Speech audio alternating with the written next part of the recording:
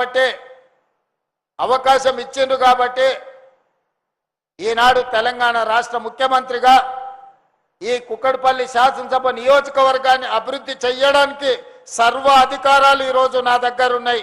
మీకు ఏమి కావాలన్నా కుక్కడపల్లి ప్రజలు పనులు చేయించుకోండి.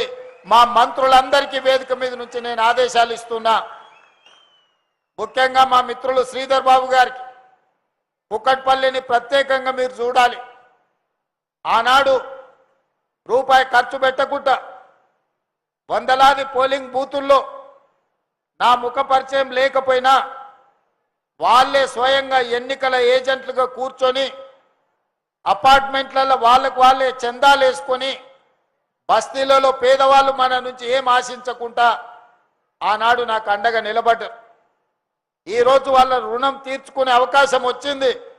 మీరు ఖచ్చితంగా ఈ ప్రాంతంలో రోడ్లైనా, ఈ ప్రాంతంలో ఫ్లైఓవర్లైనా, ఈ ప్రాంతంలో చెరువుల పునరుద్ధరణైనా, ఈ ప్రాంతంలో విద్య కోసం పాఠశాలలు కళాశాలలైనా, ఈ ప్రాంతంలో ఉద్యోగ ఉపాధి అవకాశాలకు అవసరమున్న పరిశ్రమల విషయంలో అయినా మీరు పెద్ద మనసు చేసుకొని కుక్కడపల్లి నియోజకవర్గాన్ని ప్రత్యేకంగా చూడాల్సిందిగా నేను మీకు విజ్ఞప్తి చేస్తున్నా. మిత్రులారా, నేను ఎవరిని విమర్శించదలుచుకోలేదు. విమర్శల ద్వారా నా సమయాన్ని వృధా చేసుకోదలుచుకోలేదు. 10 సంవత్సరాల ఆ పరిపాలనను 2 సంవత్సరాల మా పరిపాలనను బేరీజు వేసుకోండి. ఆనాడు ఇచ్చిన ఏ సంక్షేమ పథకాన్ని రద్దు చేయలేదు. అది రైతు భరోసా కావచ్చు, ఉచిత రైతుల కరెంటు కావచ్చు, ఇలా చెప్పుకుంటూ వెళ్తే వాళ్ళు ఏమి ఇచ్చిండ్రో అవన్నీ ఇవ్వడంతో పాటు అదనంగా ఈనాడు 3,28,00,000 తెలంగాణ ప్రజలకు ప్రతి వ్యక్తికి 6 కిలోల సన్న బియ్యం ఈరోజు ఇస్తున్నామా లేదా మా అక్కల్ని చెప్పమని ఆలోచన చేయమని నేను అడుగుతున్నా. ఆయనలో దొడ్డు బియ్యం ఇస్తే బర్రెలకు దాన పెట్టుకునే పరిస్థితి, కోళ్ళకు దాన పెట్టుకునే పరిస్థితి. ఇవాళ సన్న బియ్యం ఇస్తే మన సంటి పిల్లలకు బుక్కెడు బువ్వ పెట్టే పరిస్థితి.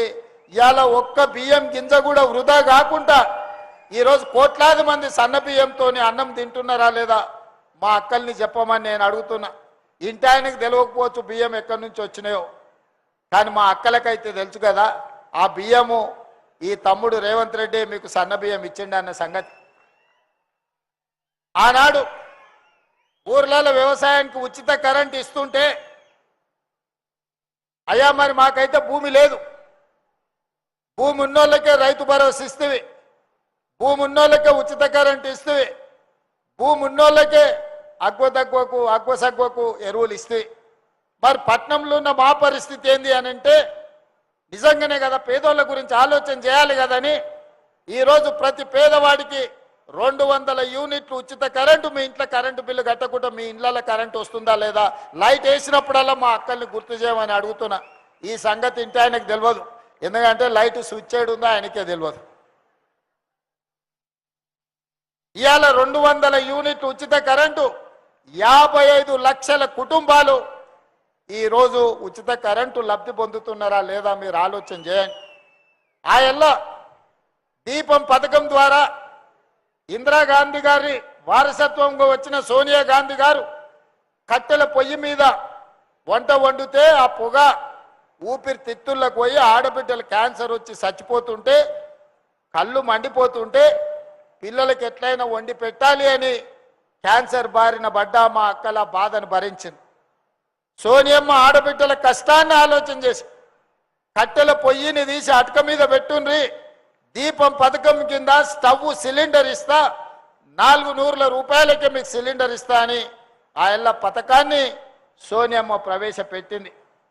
ఆ తర్వాత వచ్చిన మోడీ గారు 400 సిలిండర్ను 1200 చేసిరు.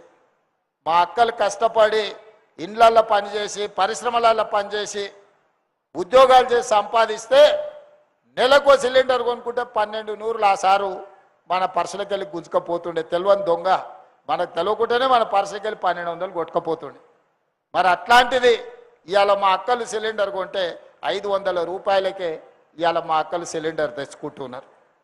అదేవిధంగా ఆయనలో బతుకమ్మ చీరలు పండుగ పూట చీరలు పెడతాం, బతుకమ్మ ఆడుకోవాలని చీరలు ఇస్తే ఆ చీరలు ఇంటి ముందల ఊర్లలో వ్యవసాయ పొలాల కాడ పిట్టల్ని బెదరగొట్టడానికే కట్టేటోళ్ళు.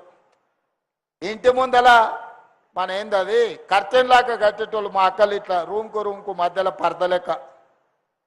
కానీ ఇవాళ ఆ ఇందిరమ్మ చీరలు వద్దు, ఆ ఇళ్ళ ఇందిరమ్మ చీరల పేరు మీద, బతుకమ్మ చీరల పేరు మీద వాళ్ళంటే మేము ఇందిరమ్మ చీరలు ఇస్తామంటే బతుకమ్మ చీరలలో ఇందిరమ్మ చీరలు వద్దన్నారు. అయినా సరే మా అక్కలకు నేను పెట్టే చీర పుట్టింటోళ్ళు పెట్టిన సారే అని నేను చీర పెడితే గాడ మా అక్క ఇందిరమ్మ చీర కట్టుకొని వచ్చింది. మా అక్క గాడు ఉన్నది, లేచి నిలబడి అక్క చూపిరు అందరు, చూడు మా అక్క ఎంత మంచిగా ఉందో.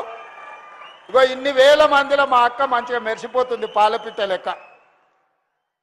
మరి మీ తమ్ముడు పెట్టిన సారే ఇందిరమ్మ చీర కట్టుకొని మా అక్క పండుగ పూట వచ్చింది మా ఇంటికి.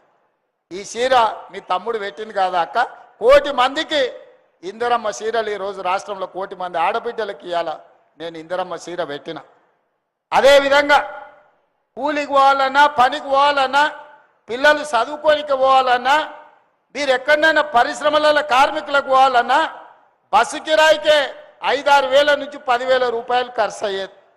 ఇక అమ్మగారింటికి పోవాలంటే ఇక అవాసకు పున్నాకు కూడా ఇంటి ఆయన పోనిచ్చేటోడు కదా, దండగమారు ఎవరం ఎందుకమ్మా, ఏమున్నది చూడలేదా మీ అమ్మని పుట్టినప్పటి నుంచి ఆడుకోతాం అనేటోడు.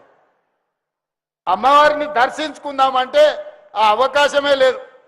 పెద్దమ్మ గుడికి పోవాలన్నా, లక్ష్మీనరసింహస్వామి దగ్గరికి పోవాలన్నా, యాదగిరి గుట్టకు పోవాలన్నా, లేకపోతే భద్రాచలం పోవాలన్నా, 7కి ఇల్లు దాటాలంటే బస్సు కిరాయిలు 100 రూపాయలు ఖర్చు అయ్యేది.